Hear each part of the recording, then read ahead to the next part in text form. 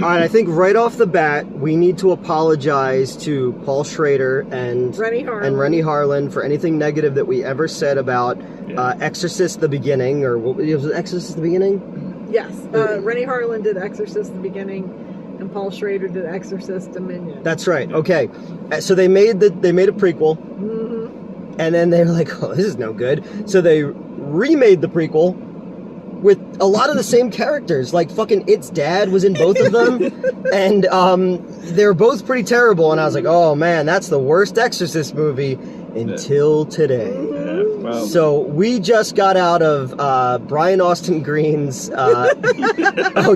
David was it David Alan Grier? What's his name? Danny McBride. Danny McBride. Danny McBride is the best writer ever. I'm gonna turn that little because I'm so drunk it's like I can't hear. What's his name? What's the guy's name? David Gordon Green. Okay, it's not David Alan Grier then. What was it? Oh, he was on. David Alan Grier was from In Living Color, right? Okay. Okay, so I want to start this review out by saying yes, Linda Blair is in it. Good night, everybody. That's it. That's all you need. Have a good one. Holy shit. For like a second. Oh my God. Okay, so. Oh, this is bad. This is like next level bad. This is. This is like. Okay, so I didn't know that this movie was being made until like 3 months ago when I saw. Surprised. And I was just You're like, usually in the know. Yeah, I'm a dude who knows a thing or two. Turned up for it. I don't know why I was on alcohol. We said to the bartender, who's now subscribed to the channel, what's his name? Anthony. We're like, Hi, Anthony. This movie would have been a lot better. We're sitting in the parking lot. We're almost inside you. Like, that this movie would have been way better if we had some more drinks in us. But then I thought, no, not really. Yeah. No. Yeah. So have you ever seen? You've seen the Denis Villeneuve film, The Prisoners? No. With where like fucking Wolverine and First Rhodey's daughters get kidnapped, and then like fucking Bubble Boy has to like go find them, and they bring in the Riddler, and like it's fucked up, and it's really good. It's a good movie. Sounds like you're making it up as you're going along. No, well that seems like what they were doing with this movie too.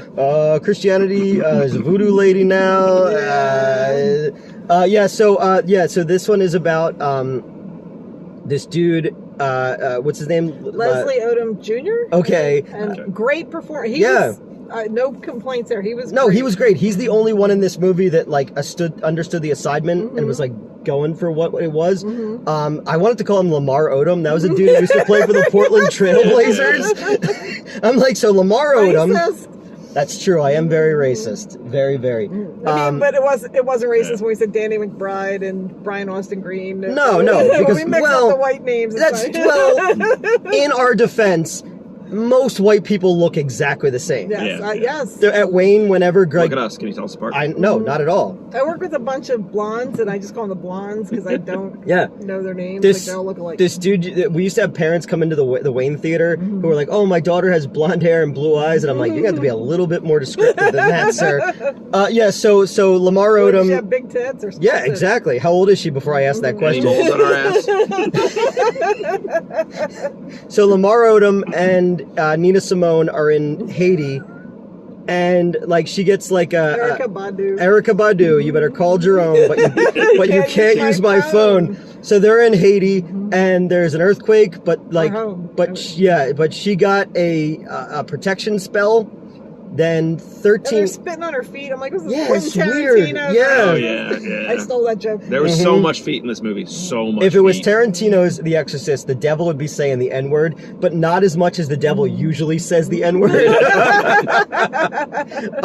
And then like 13 years later, like he's like he's a protective dad, and he doesn't want his daughter going through his mom's stuff. And then her and this like little white girl leave school after reading the Jabberwocky was after that, and they go into the woods, and then they go missing for 3 days. And this is the best part of the movie because this actually did build up some suspense and dread. I thought Dave was a little more bored. It was like an hour, man. Okay. But that's what I liked so much about the original. And again, also fuck Blumhouse. How about no In Loving Memory of William Friedkin? Yeah, there was nothing. How about go Although- fuck yourself? Although I read something from a journalist, I forget his name, but he said he met William Friedkin like a year ago or something, and William Friedkin's like, you know that guy who made the Pineapple Express? I read that too. To my movie, he's like, he's gonna extend my universe, my movie. He goes, I hope I'm dead before that happens. So And then he thank did. God he died. That was like wishes do come true, man. the dude who made Brown Bunny when Roger Ebert gave him a bad review. He's like, I hope he gets cancer. And he did.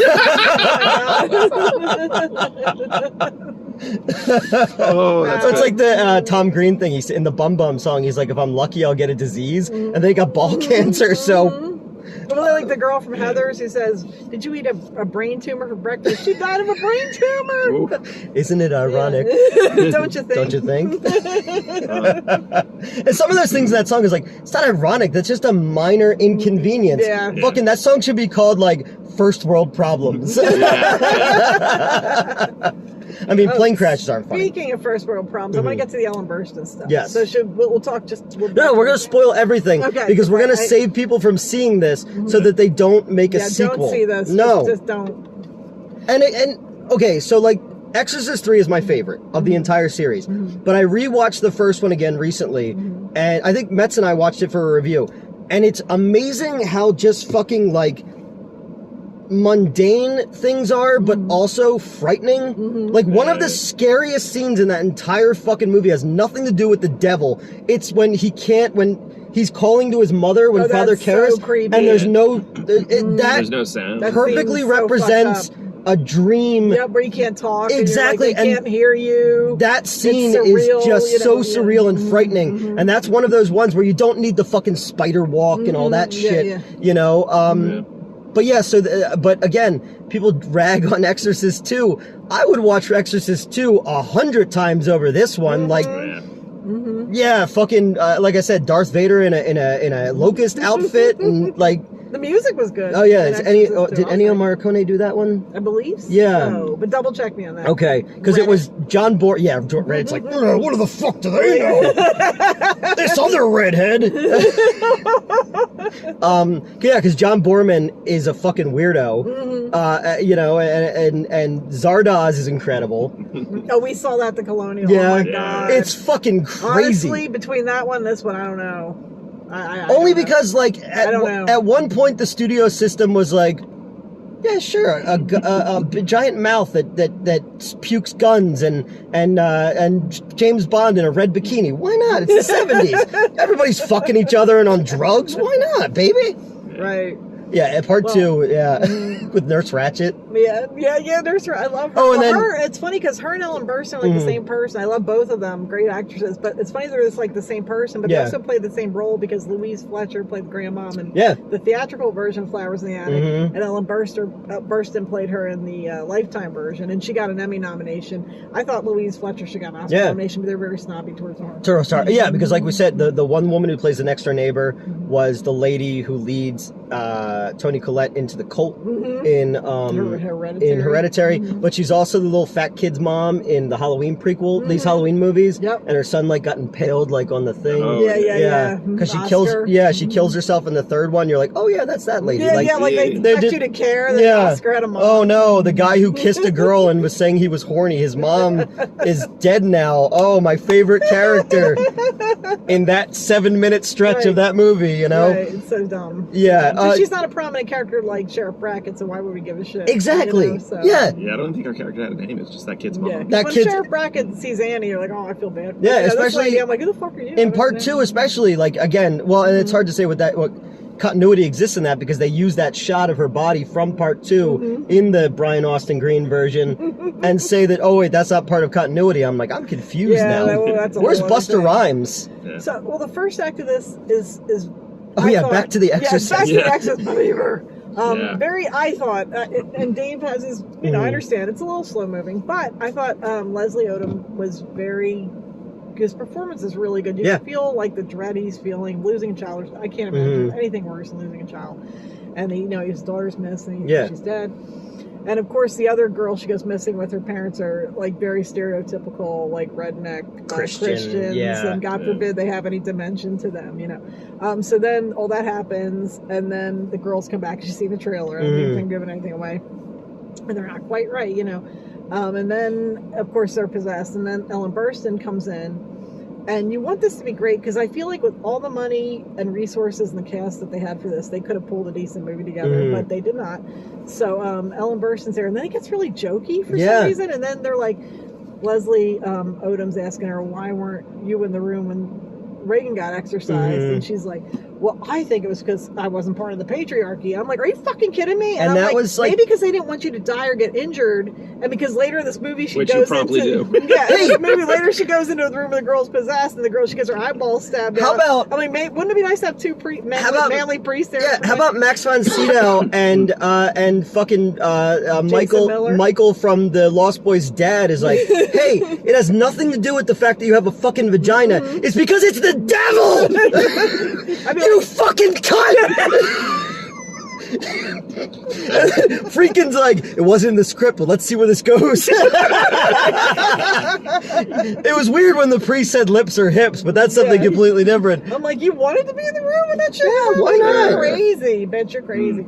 So there was that whole, but again, like, we love Ellen Burstyn. You know, it was like that kind of stagnant wokeness now. We gotta keep bringing up. But then it just becomes that, though, when it's like, it's not the power of Christ anymore, it's the power of community. And they went as far as to just stop at saying the Hillary Clinton thing of, like, it takes a village. Like, I kept waiting for that. And it's like, oh, she basically talks about, after all the Reagan stuff happened, Reagan disappeared. She doesn't talk to her anymore. Because Ellen Burstyn's character wrote a book about the possession, and then Reagan got mad for some reason. Even though the book helped a lot of people, Reagan's mad, doesn't make any sense. Yeah, but again, the way they did it in the TV show was so much more interesting. I wish I'd have seen the when show. Fucking A League of Their Own, her daughter gets possessed, and then you come out that you find out that she's Reagan, and that she had changed her name and all this kind of stuff, and it comes out and you know, Pazuzu, which is great that we know it's called Pazuzu, but in the second one where they just keep saying it over and over again, you're like, kind of loses power a little bit when you keep saying Pazuzu.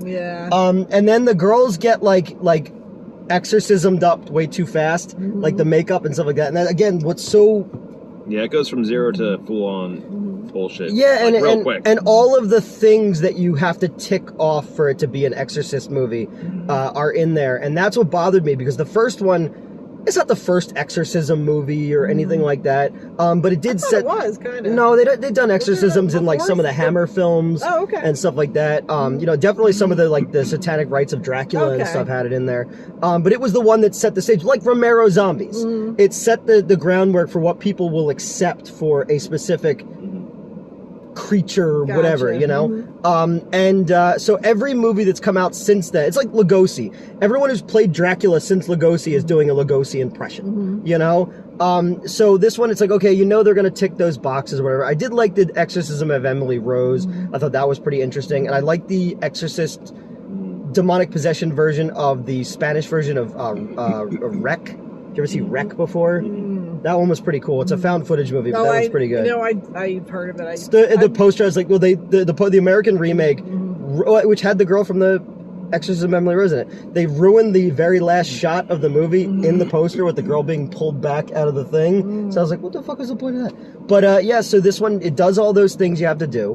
But it's so bland after that second act when you get to those things, because the first one, like, you're going like, oh, is it autism? Oh, is it a drug thing? And like those scenes where like 1970s medical care are shown are terrifying, you know? Like, again, like we were talking about Star Trek, it's like when they travel back in time in part 4 and they're seeing in the hospital, he's like, they're like barbarians. Like, what is this? You know? I remember the buzzing from the fluorescent lights in the scene. It's like so loud, and that's why it's so creepy. The first part of this, again, like you had said, where it's a father concerned for his daughter, everyone's talking at once and over top of each other, and it's disorienting. Okay, this feels like something that would fit in that continuity, but then it's just like, I went and got Ellen Burstyn, and now, oh no, they're treating her at home. That's a bad idea. And I'm just like, oh really corny jokes are so corny. I liked his little speech about like God and the devil, though, because again, you can't do Christianity in this day and age. You need to make it inclusive so everyone's involved and whatever. And again, religion and mental health and stuff like that in this day and age wouldn't really work. Like it's inclusive, but then the Christians are still the bad guys. Yeah, it's give me a fucking. I get tired. I think I'm not saying I'm not a religious person. Yeah. But I get tired of stereotypes and everybody. I'm sorry. Oh, well, I was just saying, as an idea, having they threw out this idea, they didn't really follow through about like having every religion do an exorcist at the same time, which I think is an interesting idea. Yeah. I particularly wanted to see an atheist standing there doing nothing. Yeah. He's doing the Kevin James meme thing with his hands in his pockets. I guess it's like we're supposed to pretend like other religions don't have their horrible dark side, Christians, just one. But they say in it, again, they're just, when they do like the de-aged Ellen Burstyn, like that actually was okay. It looked okay. It looked pretty good. Where she's like, well, I've traveled around the world and every culture has their own version of this. But then when they did it later again, where it was like, and this is the second Zack Snyder superhero universe element that's in the movie, when the woman who looked like Aunt Viv, if I had to draw her from memory from Fresh Prince of Bel-Air, is there, and she's like doing the thing that's like the first Aunt Viv, the first Aunt Viv, the good Aunt Viv. Yes. Remember when she was in that class and she had to like dance, and they're like, "You're too old to dance," and then she fucking slays it, and I'm like, "Yes, queen." But yeah, so she's like doing this thing, it's like, "Oh, you have to pour like vinegar."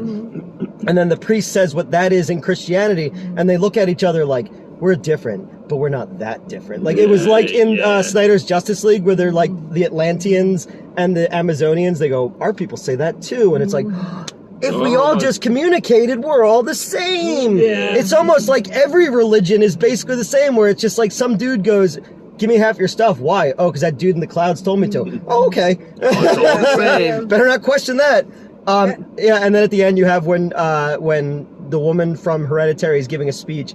It is almost essentially like let me copy your homework, but don't make it too obvious, from the Men Are Still Good speech at the end of Batman vs. Superman. Now, I don't want to say plagiarism, you better not say plagiarism, but it is very similar. It rhymes. Yeah, it's like poetry. Yes, rhymes. It rhymes. Well, also, how about instead of this stupid shit, if you're going to explore other religions, how about doing an anthology where each exorcism takes place in different religions, whatever their form of the devil or God, and maybe do something like that. Yeah, I'd love to see the Scientology one.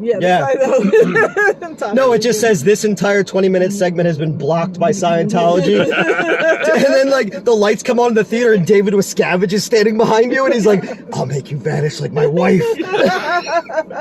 and then fucking Leah Remini kicks through the screen, and then they fight with like e-readers in the theater in front of it, and you're like, what the fuck? I wanted to like this because I really wanted Pazuzu to redeem herself after her performance in The Little Mermaid singing Scuttlebutt. That's right, yeah. The voice was bad, and now like the devil has like a Cockneyed accent. Like the devil, like the devil is like a chimney sweep now. Like chimney. And then because the white Christian parents are like the evil ones because they're white and Christian, like their daughter has like a really cruel ending, and I'm like, what the fuck? Like when they get to the twist, I was like, okay, that's interesting. We could have done something with this where they're like, because both girls' heartbeats are in sync, not the band in sync, which also brings me to my idea that I told you in the theater. This movie should have been called Exorcist Belieber, and it should have been... I was thinking that earlier, I swear to God. I was trying to work a Justin Bieber joke. I'm going to see if I can find like a demonic Justin Bieber for the thumbnail. Exorcist Belieber. I was really expecting them to do like a slowed down, any Believer song slowed down, like Monkeys on a Believer, like doing that creepy slow down. Well, they did, wasn't that in Dread? That the sound that you hear when they're in the slow-mo thing was actually like a Justin Bieber song. I think it was. Like slowed down. Dread or the old Dread? Slowed down by like 1,000%. The Judge Dread? Yeah, well, not the one with Carl Urban. The one with Carl Urban, okay, maybe. And Juno's friend. Drunk and high who also popped up in Oppenheimer. I was like, what? Everybody popped up. I know, right? Yeah, Josh Hartnett's back. I'm surprised the guy from 976 Evil didn't pop up. Oh, that'd have been great. That'd have been awesome. So cool, Oppenheimer. So, Evil Eddie. Evil Eddie. This is really bad, and this is really also like David Allen Greer, it suffers from all of the things about his Halloween trilogy that I didn't like. Mm-hmm. You know, if you want to tell this story, you get rid of the white girl and her family, and you just focus on the dad and the daughter, and he's a non-believer, whatever, and then all these things start coming in, and now all these, if you want to do the it takes a village thing, it should have been everyone's opinions are being jammed on him, and it's just like, I don't fucking care, I just want to get my daughter back. Right. But instead they literally have a scene where like everyone steps out of like the pews in the church to like Wilder Valderramos or whatever the dude's name is from the 70s show, the one who wasn't in jail for rape. Yeah, there's a priest in this who looks like Wilder Valderrama. Yeah. I called him Father Fez. And he's a fucking pussy ass bitch too. He's like, oh, I can't go in there and fight the devil, despite the fact that that's your fucking job, right? Yeah. When you're not touching kids, you should be fighting the devil. Oh, well, did I make Oh no, we didn't talk about that. So there's when they're getting ready to do the double exorcism, they're like, whenever you don't touch the children, and Newt's like, and try to think about that every day.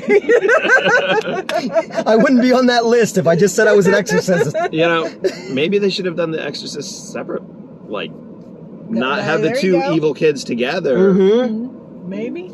No, they put them back to back, and they couldn't even, like, again, this is a well-shot movie. Yeah. Well shot, well scored. They used Tubular Bells as poorly as Rob Zombie used the Halloween theme in his Halloween. And the Amityville remake Yes. used the Amityville music. Which people often say, oh, well, the Amityville score was actually the rejected Exorcist score. That's not true. That's not true. I read a book. Yep. Listen to me, I read a book. I'm scored, I read a book. It was called Dianetics. But that is actually the score that I love this guy. And Lalo Schifrin. Yeah, because I'm drunk and I can't say it. But he actually, it was like a weird, like kind of Brazilian score. But it was not the Amityville. The Exorcist score, and it was a fucking independent horror movie nominated for best score. Tell me how that happens. Yes. Like, that dude went fucking hard. And like the director of The Exorcist was probably like, you realize what we're making, right? There's like brown shit coming out of a toilet, and like fucking, you know, Margot Kidder's only got one leg warmer on. You don't have to go this hard, man. You know, he did. But we appreciate your service. Yeah, awesome. So Academy Award nomination, the Amityville Horror. Exactly. Yeah, let's hear David Allen Greer say that. Yeah, you know, right? He's never getting it. No, he's not getting one. He's not even getting like a Razzie or anything. He's just bad. He might. Although, yeah, I don't really like them anymore. Well, that's a whole other. Yeah, I mean, politics, I really man. dug. I can't even get a Razzie. I'm trying. And it is the fact that there is no subtlety in this movie, whereas the original one is scary. The original Exorcist to this day is still a frightening film. You know, if you watch it in the right mindset, you're like, ooh. And it's not even like the big shit, like your daughter sucks cocks in hell or something like that. You know, it's just the little weird things about the movie. It's a little creepy thing. Yeah, you know, and that shit is what really works. Even I love the fucking scene where Karis comes to visit her for the first time, and she opens the drawer. Oh, I was going to mention and he's like, that, if you could do it again, do it. You know, do it. And she's like, it'd be far too vulgar a display of power. Like shit like that is frightening. And again, just want to point out what a compassionate character this was for being an evil patriarchy. I mean, he's basically gives his life to save this woman's daughter. But these are evil patriarchy. Yeah. Fuck you. Yeah. David Allen Greer. Yeah. And Brian Austin Green. Think about it. Fuck Brian Austin Green. He used to be married to Megan Fox. We're not married to Megan Fox. Yeah. See, these are the make worst those Power jokes, Rangers. but I actually like him because he makes fun of himself. Yeah. In 90210. He was good in in movie Domino, where him and Ian Ziering did a parody of themselves. Did you ever and see? I love 90210. He's in the Swamp Thing TV series. It's No, very I short-lived. didn't He know plays that. the Blue Oh, shit. Devil in it. It's Oh my really God. good. Now I That gotta movie watch is like Southern Fried Cronenberg. No, that Okay. show is like Southern Fried Cronenberg. Yeah. I need to watch. And they took it off. You can't find, because I wanted to watch it Well, it's several on- times and you can't find it. No, it just popped up on Tubi.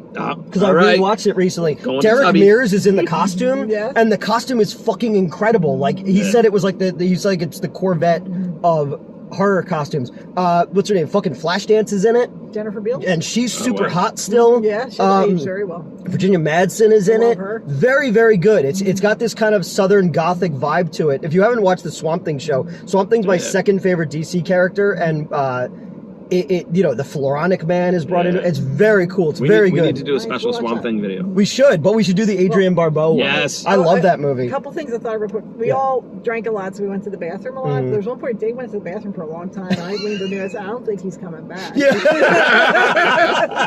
I started talking to Anthony. Hi, Anthony. And then Newt went to the bathroom, and then he missed one of the funniest parts of the movie when the white girl's in church and she's possessed, and there's these two kids looking at her like, oh, she's so creepy, and then she puts her hand on her dress, she's like spanking the monkey under the dress, and I was like, oh, at least they put that in. Flicking the bean.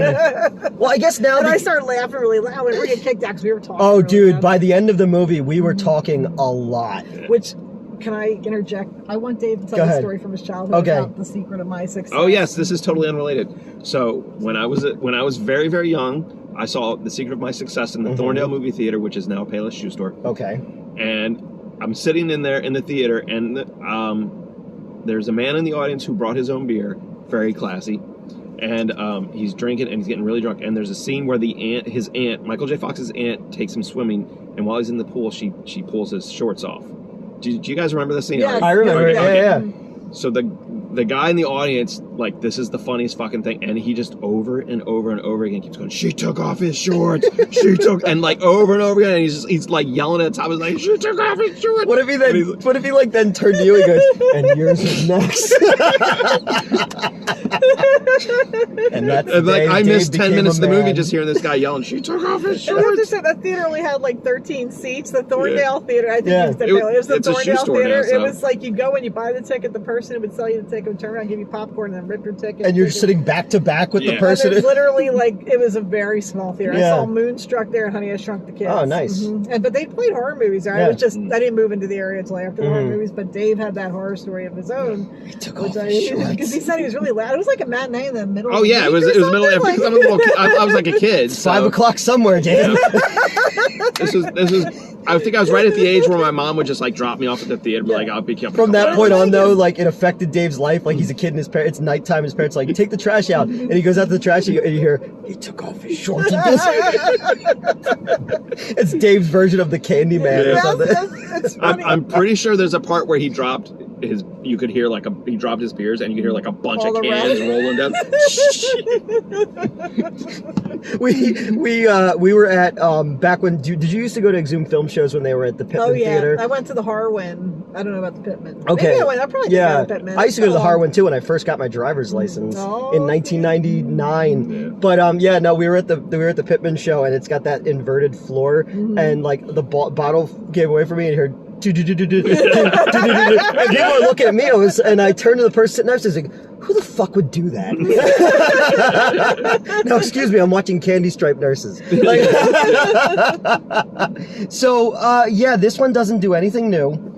It has a couple interesting ideas where the kids are like, you have to choose, and then like Larry the Cable Guy is like, I choose my daughter. And then like Aunt Viv is there with the dude who's dressed like he's cosplaying as Jack Black as R.L. Stein in the Goosebumps movies. I was going to say like a fatter, older Josh Gad. Okay, you could do that too. I like the Jack Black R.L. Stein. Do you want to build a better movie? He was supposed to be a friend with Leslie Odom, but like you're like, you never really see a friendship. He's just like an annoying character. It's just one day breaks into his house like, we're friends. And he brings like Haitian voodoo people into his house. So, well, you might be like, yo, you've been single for a long time. I'm about to jerk your chicken. That's what friends are for. Exactly. In good times. In bad times. That's what friends are for. This movie sucked. Yeah. It was bad. I knew it wasn't going to be good, but I didn't know it was going to be this I'm so bad. glad we paid extra for IMAX, by the way. I just want to say that. But Dave and I were sitting outside while you were in the bathroom. We're like, it's weird to say that we enjoyed The Nun 2. I liked The Nun 2. I liked it better than you guys. No, I liked it too. And like the Meg 2. Meg 2 was fun. I love Meg 2. They were both fun movies. This movie is not fun. The Nun 2 had some scary scenes, which this one did not. But The Nun 2, that goat man flipped me up for But as like... We can start talking about Nun 2 if you want. I know. As the Universal logo came up, I had already settled into the concept of what my life had become. And Lana just looks over at me and goes, your face is priceless right now. Because once you get to the fucking point where like they're in the room for the first time, they bring the kid back and like she pees her pants or something like that. Yeah. And then like there's like a scary monster face behind her, and I was like, oh, okay, we're doing this now. Yeah. Well, it's funny because in the movie starting, Newt's in the fetal position. And I was like, oh man, he looks like somebody's gonna hit him or something. Yeah.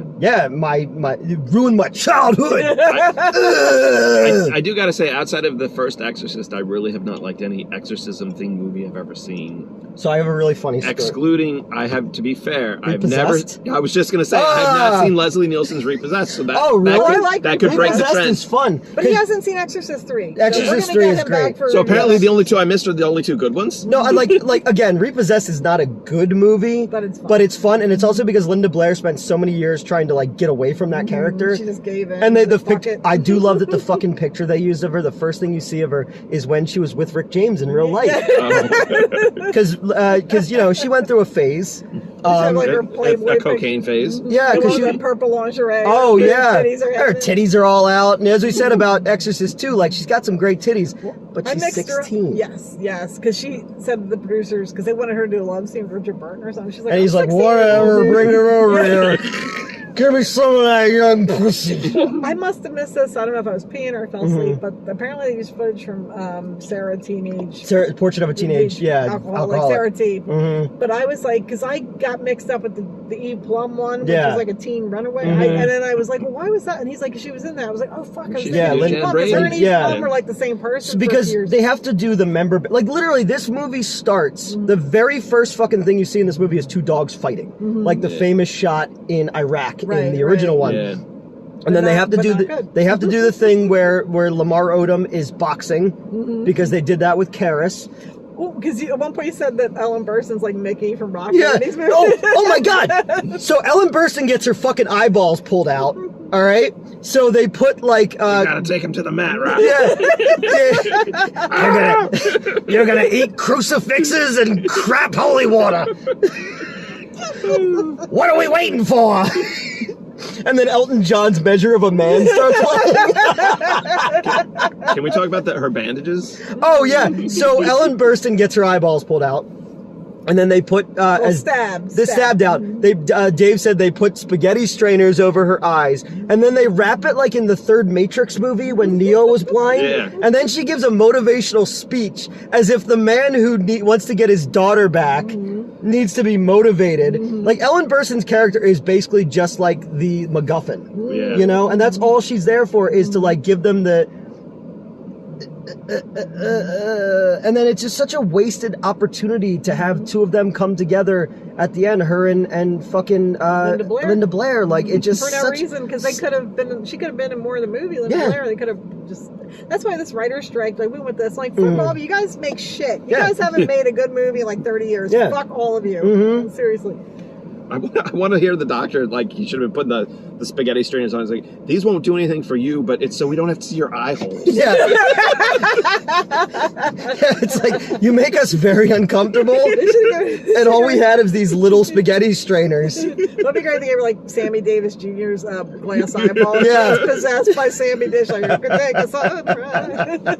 Hey, it just keeps spinning around in her head.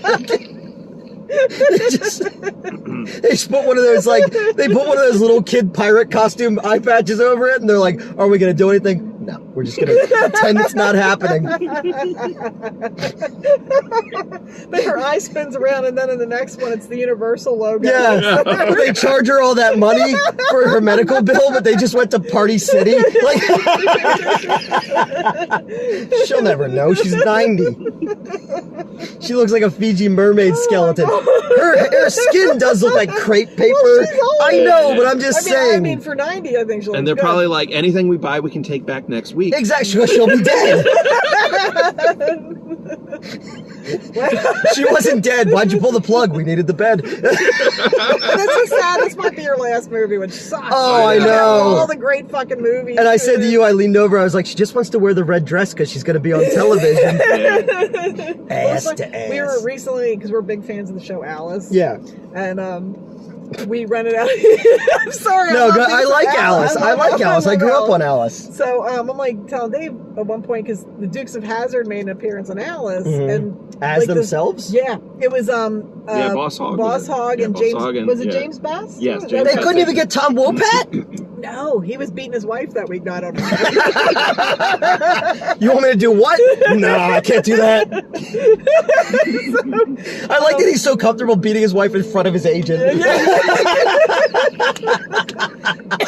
Again, but it was the 70s. Allegedly. We're big Dukes of Hazzard fans as well. So I was telling Dave when this is happening, I'm like, you know this, because he apparently didn't know at first. I'm like, you know this is based on a Martin Scorsese movie called Alice Doesn't Live Here Anymore. He's like, what the fuck? And he's like, so you know what that means? He goes, that means now the Dukes of Hazzard are part of the Martin Scorsese universe. So we rented out Alice Doesn't Live Here Anymore, and it's a PG movie because it's like a dramedy. Great movie. And it's funny though because her husband dies in a truck accident, and it's a different movie from Martin Scorsese because it's PG. It's more about a woman like trying to find her own way. But there is a scene they flash back to the husband after he gets killed in this car accident, and he's a truck driver, and his corpse is like flung out of the glass and like all shredded and meaty. I'm like, oh, this is the moment in the PG drama that reminds you it's a Martin Scorsese movie. Just in case you didn't know. And then the song, Early to bed, early to rise. Then the Dropkick Murphys start playing for no reason. What the fuck? Not a fan of The Departed. Everybody liked that movie. I didn't even and it sucks to go like, ooh, I like the Korean version better, the Infernal Affairs. It's a remake. But, but it's not as bad as like the digital de-aging on De Niro in The Irishman. I didn't see that because I kind of gave up on Martin Scorsese. I might see the new one. I don't know. No, it's good. The new one, The Killing of the Flower Moon, is good. Because I feel like he just makes the same story. I liked Wolf of Wall Street a lot, but a lot of that is also shaded by the fact that like Margot Robbie's naked in it. Yeah. And I was just like, oh, this is a pretty good movie, It's shaded by the fact that Goodfellas exists. Will Smith chose poorly. Yeah, he did. Will Smith. Like, if you make Goodfellas, you're done. Yeah, but it is a controversial take. Yeah. I actually prefer Casino because Casino has a better third act. Okay, well. I do love both movies. Once Henry gets addicted to coke, I kind of lose interest in the movie a little bit. Okay. It seems to meander, whereas Casino has a consistency throughout the entire thing, and James Woods is a piece of shit in real life, but like I love what a piece of shit he is in the movie too, great actor. Yeah, great actor, allegedly a piece of shit, I don't know, his agent didn't come in while he was, ranting about Obama and ask him apart in Alice, Well, I was looking up The Real People that Goodfellas is based on, a picture of the lady, the Ginger, the one Sharon Stone's based on. Sharon Stone's real good looking at the time, and you'll find the real one, you're like, holy shit, 'cause she's so bleached out by the sun. Like, go back to The Exorcist, go back to the bleach blonde. Go back to the Amityville Horror, and they tell George Lutz, oh yeah, you're going to be played by fucking Thanos' dad. And you're like, that dude's playing that dude? Yeah, right. Like, did your eyeballs get pulled out during an exorcism too? How did Margot Kidder's woman compare? Oh, I think they're both good looking. Kathy Lutz was actually a very attractive woman, and Margot Kidder until she got like lung cancer, and then every interview then she's wearing like the nose things. Like a girl. The oxygen tank. The whole movie we're watching. There's a couple seats away from us is a person who's doing this the entire time. But like in that kind of like, not like dry, like there was something in there that they were trying to clear, and I'm just like, that's fine. That's a perfect audio metaphor for the movie we're seeing. You got lucky, because when we saw the last Indiana Jones movie, somebody farted really bad. Oh God, this is awful. It was so bad. You saw it in the 4DX. It was an old man. But we couldn't move because it was all like crowded. I can't move. I'm trying to go. Yeah, it was super crowded. It was so bad. It was like the worst smell ever. It was right next to me. And it was like, and you thought it was bad, but it was right next to me. I kept, I couldn't tell which side it was coming from. I was like, was that Trish? And my friend Trish was like, oh, Trish. I'm like, I don't think so. But then I'm like, looking at Dave, I'm like, it was definitely like, I smelled it, and honestly, I don't think it was just gas. Well, I think someone had a little accident. It was so fucking bad. I sharted, but I'm so enthralled with learning more of the Dial of Destiny. Once we got to Archimedes, when it started to really roll down my legs. Remember the guy who shit at the Anthony Wayne in the bathroom? Which the one? Old man. Okay, the old man. He shit, and then he had a walker, and he didn't know, and he rolled the walker. He comes to. He went out in the lobby, so there was like a. He comes to Narberth now. Oh, that guy who shit? So that guy who shit is still alive somehow. He died, but like nobody told him. But he's got like Kirk Douglas when he was alive. Yeah, exactly. You know, he's like Weekend at Bernie's at this point. They're like, a voodoo curse is all that's keeping. Oh wait, that's cultural appropriation. Someone's collecting the Social Caribbean difference of spiritual beliefs. He comes in, but his one leg is like must be like fucking full of fluid, so his foot doesn't touch the ground. It like is on the side, and he's always like his nose is always running and stuff like that. That's awful. Like anything that's far more fucking frightening than anything we could see here. Talk like that, and he'll order candy, and you know how like concession stand candy has like the wrapper on it. He'll buy it, and then every time I go, this is gonna happen, just pay attention. He'll slap the thing down and go, take the wrapper off my dots! So, we have this little kid, Aiden, who works for us. He's just this little smiley 14-year-old kid. And we got to the moment where, like, he's like a puppy. He's got puppy energy. He got to the moment where he came back and he was wearing a frown for the first time, and I told him, it's gonna happen. Eventually it's gonna happen. The world is gonna get to you. The guy couldn't get his walker out of the theater. He was seeing Paw Patrol. Oh God. Every single person who's seen Paw Patrol so far, as they walk away, I say ACAB under my breath. So he's walking. He couldn't get out of the theater fast enough. I watched a guy poop today. And I was like, it's like, oh son, oh my child. I give him a hug. It's like that meme from like the Johnny Depp Peter Pan movie. It's like, yeah, he saw some shit that day. And then that guy has so that guy has to then, he doesn't get an Uber because he can't figure out Uber. So he still gets cabs. And the cab driver last week was fucking not having his shit. And the guy's like, with his walker. And the dude's like, I'm holding the door for you. What else do you want me to do? And he's blocking another person who's like, they're pushing their kid who's all like, they're straight up a vegetable in the thing. And that guy's blocking the door from those people getting out. Oh my God. And just like, I have to open this other door and hold it so those people can get out. And just this guy, he's just stabbing at the ground like he's climbing a mountain or something like that. And the taxi driver just goes, come on! And I'm standing, I'm like leaning. Where do you get a taxi in this state and this year? I'm like, where does that happen? I'm leaning against the Dippin' Dots machine and I'm watching this happen, and I'm just like, this is my life now. Yeah. Like, I'm not gonna get many, like, I have moments like we only have so many days that we're awake and of this mortal coil. And I was like, I've spent far too many days wasting my time watching The Exorcist Belieber and watching men who should not, like, if you can't afford to be in a home, then somebody needs to come and like babysit you or something. Yes. You can't just be free to roam the streets of Pennsylvania being a fucking nuisance to yourself and to other people. This is 100% correct. Take the plastic off my Dippin' Dots! The one time he did it and I went, say please and wipe your nose. And he went like, and his one milky eye was like, I'm so glad. He wears an ill-fitting Phillies hat all the time, so he looks like Tweedledee and Tweedledum, like the original one. They're wearing like the little tiny hats on it. And I'm just like, fuck, just like, if we killed him, would anyone even notice? Or it's like, in that moment, would he go, thank you? Keep his body out back like Razor's Edge, and Joey be like, I poked at him. What if you killed him but he didn't die? That's true. And he's just worse. No, yeah, he's at that. Razor's Edge. What did I say? Oh no, yeah. Razor's Edge was a totally. That was a different movie. No, this dude looks like his legs look like Altered States. Oh shit. We stopped talking about The Exorcist 43 minutes ago. It's been a long time. All right, so that's it, guys. This is a bad movie. And I'm a believer now. They should stop making Exorcist movies. Yes. Or do a different culture. That's what. Do a different. Each religion has their own way of exercising whatever the demons are. And you could do. The third one is essentially a police procedural, and it's a way more interesting clinical way of looking at this. Right. Until they shoehorned in the exorcism at the end. Right. But like the prequel ones are bad, but at least they take place in like Africa. And then, but at the end of the fucking one that what's his name, Paul Greengrass, what's the guy's name?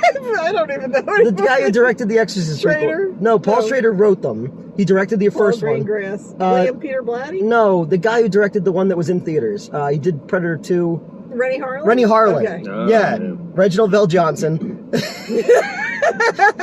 His is like trying to be serious. Gerald McRaney. Yes, his is trying to be serious. And at one point, like, I telling you, like CGI on the level of The Rock and the Scorpion King attack this little African boy and drag him away. But another time, like, a baby is born, but the baby's full of maggots. That was cool. I was like, oh shit, son. Maggot baby. That could be a new show. It's like, I'm maggot baby. Yeah.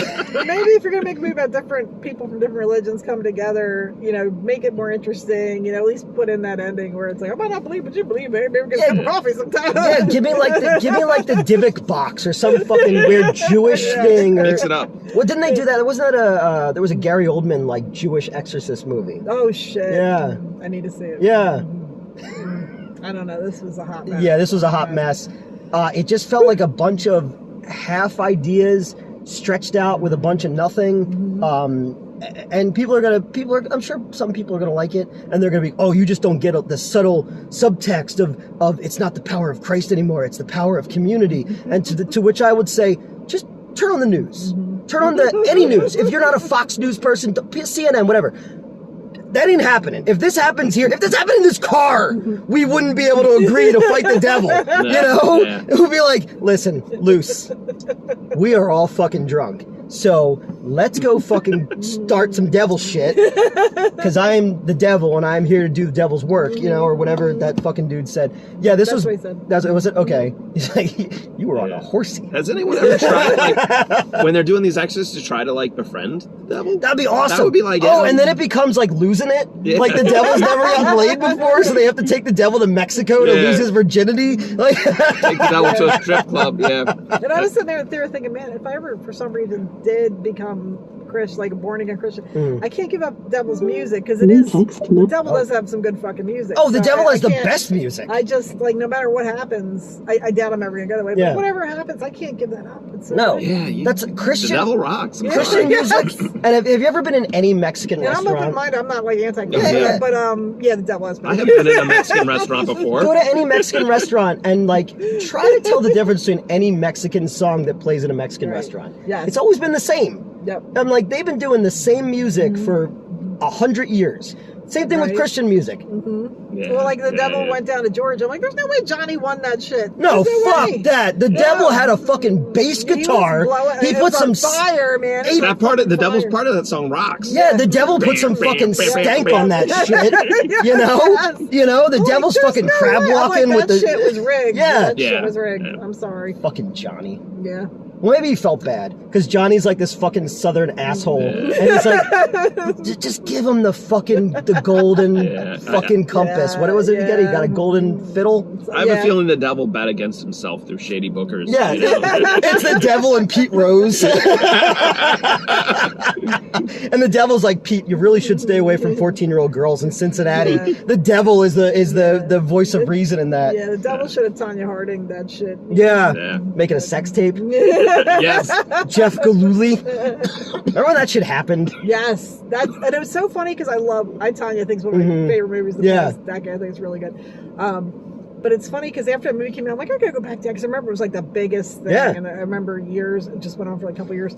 But then I went back and I was like Googling and looking it all up, and like there was these images from the Olympics that year, and I'm like, oh my god, that seems so fucking ancient. Now, like everything, I'm like, I'm old. Dude, we were talking about, all right, so again, the kids who work for me know nothing about anything, but like, just talking about the O.J. Simpson trial and talking about like Lorena Bobbitt and Tanya Harding. All that shit happened in a very short period of time. Yeah. Between like Amy Fisher, the Long Island Lolita, right? Yep. With and then 3 TV movies on like the same fucking night. Drew Barrymore played her in one of them. Alyssa Milano in one, and then somebody I don't know any other. Yeah, fuck Drew Barrymore, man. Drew Barrymore Hers got the highest ratings. Drew Barrymore with the whole actor or the writer strike thing.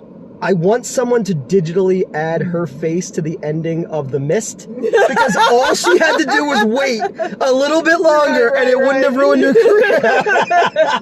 Yeah.